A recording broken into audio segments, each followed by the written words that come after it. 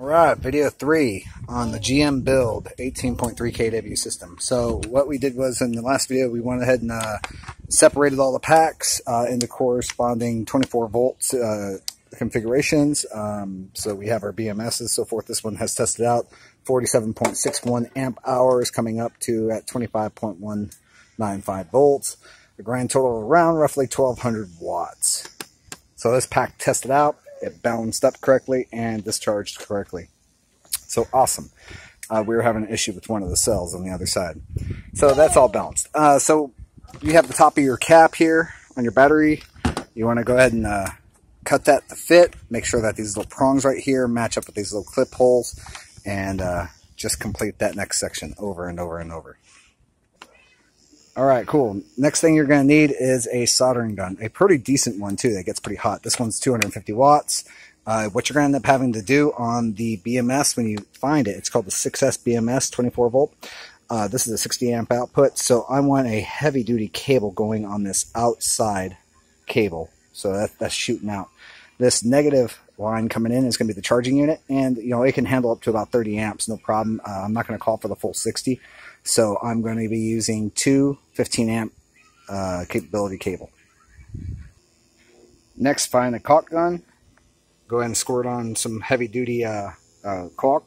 That's going to be a silicone base, and find a location for your BMS. Mine is going to be right here, and the reason for this factor is I have this negative line coming off, right? So I have my positive line that's going to be right on this other side here, and I'm going to drag that over and come over as well. So that's the way I want it. And then this negative line can come over here and charge the line. Unfortunately, this is going to be one of the configurations that's going to be backwards, so I'm going to have them crisscross more or less, but that'll be fine. After you get it all glued and secured at this point, and you have it all soldered and looking good, and you have your wire coming down to the negative part of the terminal, which is this one right here, now we're ready to run the BMS. So at this point, when you get your BMS cable and that sucker plugs into that, go ahead and start dressing it. Make sure that it's 1 for 1, 2 for 2, all the way down at least a palm's width or further. The reason why is when you put that all together,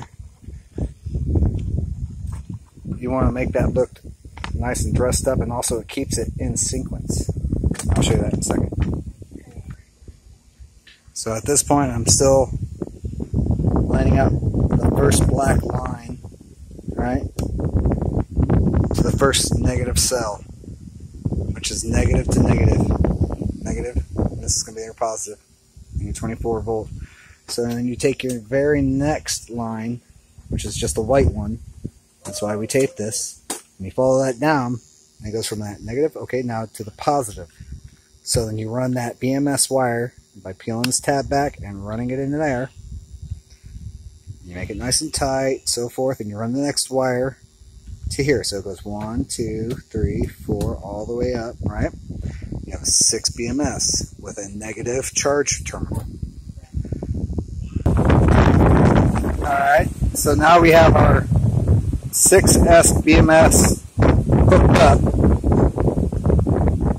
We have our BMS itself caulked down, and we have our terminal lead that we soldered, which is our negative coming off. We have a positive coming directly right off the battery itself. Now here's the moment of truth. We're going to go ahead and plug in the BMS, and right here we should know if something pops or not.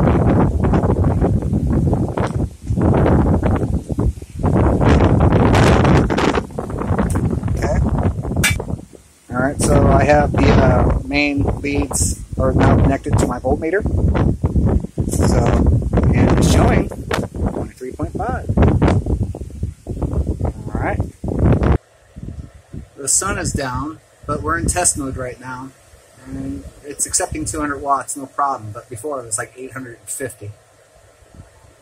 That is more power, 1.2 kW, than 4 of those deep submarine batteries you see right there.